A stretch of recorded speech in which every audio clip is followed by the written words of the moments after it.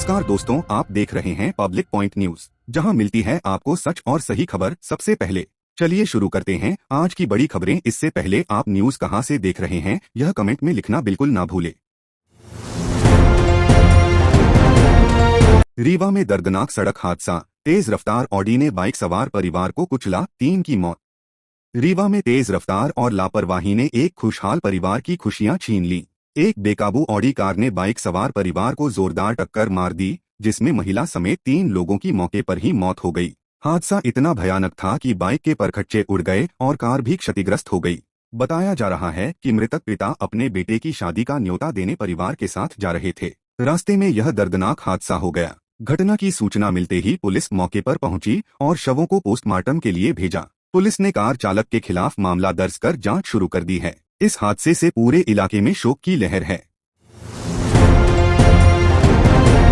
शिवपुरी में फटाखा साइलेंसर वाली बुलेट पर बड़ी कार्रवाई, बिना नंबर प्लेट बाइक का चालान, साइलेंसर मौके पर हटवाया गया। शिवपुरी शहर में तेज आवाज वाले फटाखा साइलेंसर से आम लोगों को हो रही परेशानी पर यातायात पुलिस ने सख्त कार्रवाई की है। चेकिंग के दौरान बिना नंबर प्लेट की बुलेट बाइक पर घूम रहे युवक को रोका गया। जांच में बाइक पर अवैध फटाखा साइलेंसर लगा मिला, जिससे तेज और कान फाड़ने वाली आवाज निकल रही थी।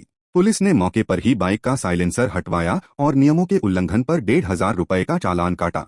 पुलिस अधिकारियों ने बताया कि इस तरह के साइलेंसर न सिर्फ शोर प्रदूषण फैलाते हैं, बल्कि कानूनन भी प्रतिबंधित हैं।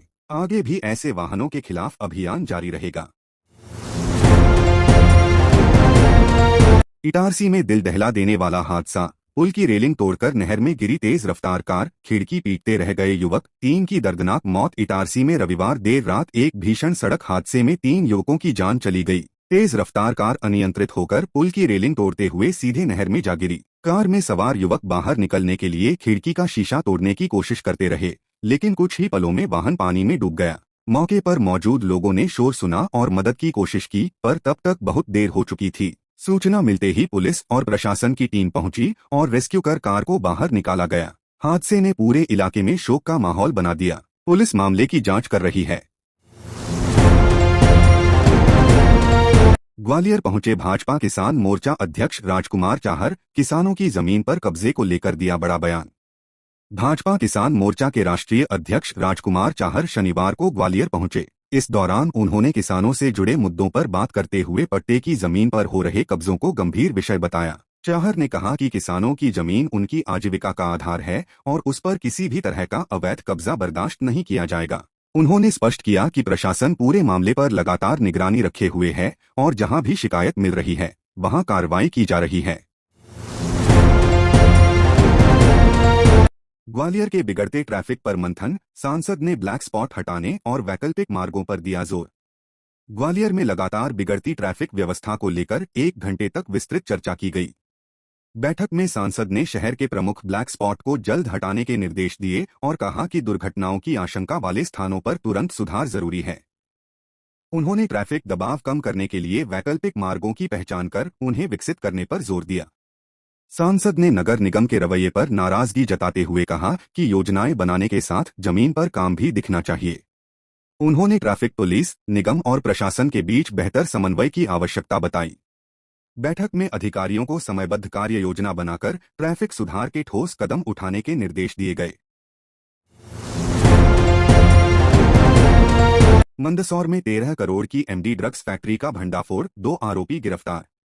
मध्य प्रदेश के मंदसौर जिले में पुलिस और नारकोटिक्स विभाग ने बड़ी कार्रवाई करते हुए 13 करोड़ रुपए की एंटी ड्रग्स और केमिकल जब्त किए हैं। गांधी सागर डैम के बैकवाटर एरिया में सुनसान जगह पर अवैध ड्रग्स फैक्ट्री चल रही थी, जहां से भारी मात्रा में नशीला पदार्थ बनाने का सामान मिला। कार्रवाई के दौरान टीम ने मौके से तैयार एंटी ड्रग्स, केमिकल, मशीनें और अन्य उपकरण बरामद किए। पुलिस ने फैक्ट्री चला रहे 2 आरोपियों को गिरफ्तार कर लिया है। शुरुआती जांच में सामने आया है कि आरोपी लंबे समय से यहां गुपचुप तरीके से ड्रग्स का निर्माण कर रहे थे।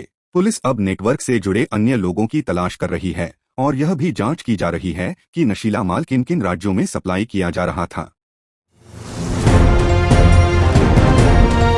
शिवपुरी में सिंध जलावर्धन योजना की पाइपलाइन फूटी, 2 दिन पानी की सप्लाई बंद।